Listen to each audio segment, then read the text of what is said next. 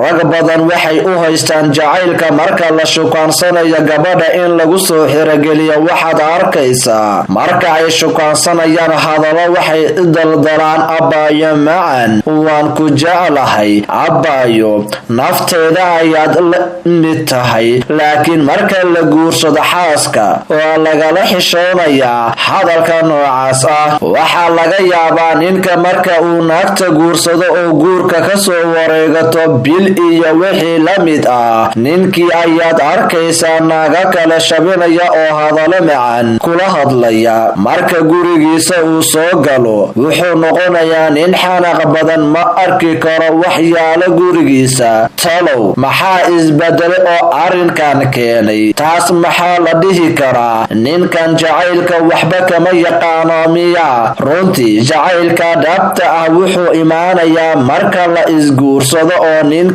iyo naagta ay raaxa dhab ah isla galaan, galmo macan badan sameeyaan. jacaylka galmada waa uu ku sii siyaadaa kuma nusqaamo. waxaa la rabay marka guriga la isla soo galo jacayl daran inuu abuurmo oo ka xog badan midkii marka la isugaansanayay jiray. waayo kaas ninka iyo naagta isuma banaaneen, ma raaxaysan karin, waayo guur ma dhicin. jacaylka xaqiiqda ah wuxuu kordhaa marka ninka uu naagtiisa guursado, hal meel ay ka soo wada toosaan oo uu macaankeeda dhadhamiyo oo uu la galmo oo quruxdeeda gudaha arko. marka laga hadlayo macaanka raaxada waxaa haboon inay jacayl wadato. ragga badankooda waxay sheegaan inay ka caajisaan dumarka marka ay ilmo dhalaan. waxay ku leeyihiin xaaskayga waa iga mashquushay, marka aan raaxo u baahanahay waxay lugta kula jirtaa hawl isma nadiifiso, waxay wadataa diraca maanta oo dhan ay jikada kula jirtay. waxaa laga yaabaa inuu jirkeeda kasoo shiirayay hilib iyo basal. marka naag sidaas ah miyaa raaxada ii keeni karta? marka ay gabadha ahayd oo aan shukaasan jiray waxay soo qaadan jirtay dhar qurux badan, taas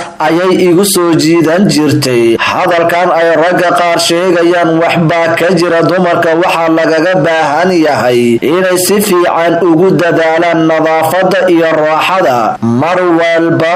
haddii aad noqoto marugo noqo sidii markii ugu horeysay aad wada sheekaysanayseen aad isku soo qurxin jirtay. isku qurxi markii aad imaato gurigaaga dhabta ah. waxaad ogaataa guriga aad hadda ku sugan tahay ee ay leeyihiin hooyada iyo aabbaha in aad marti ku tahay oo uusan ahayn gurigaaga dhabta ah. gurigaaga xaqiiqda ah waa guriga markii lagu guuriyo lagu geen doono. kaas ayaa ah gurigaaga dhabta ah. midkaas ayaa laga rabaa in aad xejisato oo aad ku adkaato oo aad ku noqotid naag ama gabadhe nolosha si fiican ninkeeda wax ugu barta. mahadsan.